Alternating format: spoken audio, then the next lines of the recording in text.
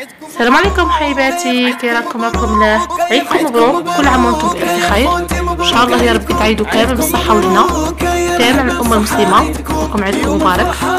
اليوم جيتكم فيديو حصري تاع عيد الأضحى 2024. جبت هنايا شوية كبدة، أنا درت الملفوف وبقات لي شوية كبدة بغيتها شغل نديرها مقلية. جبت هنايا كبدة والقلب ودرنا لهم شوية تاع الزيت، قطعناهم ودرنا لهم شويه تاع زيت، الزيت غير قد مغرف هي باش تعطي هذيك كيما حنا نقولوا الدهنيه للكبده فقط. ونرشوها بشويه ملح ونديروها على نار هاديه تكون قليله باش ما تنحرقلكمش. ونديروها شويه فلفل اسود، هذا انا ما نحب غير فلفل اسود والحرور في اللحم ولا الكبده، ونخلوها حتى تطيب وتتحمر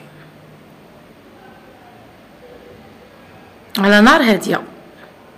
وهنا حبيباتي هاي الكبده تاعنا بعد ما حمرت طابت، تجي هايله، تجي بنينه. شويه نوظف الوصفه تاعنا. انا قدمتها مع لي فخيت مع جوا حار مع شويه زيتون. الله الله على البنه حبيباتي، جربوها. اذا جربتوها عجبتكم ما تنسوش الاشتراك في القناه والضغط على زر الجرس ليصلكم كل ما وجدت مني احبائي. ودمتم في رعايه حفظه، والسلام مع فيديو اخر ان شاء الله. وتقبل الله منا ومنكم. صحة عيدكم وكل عام وانتم بألف خير احبائي.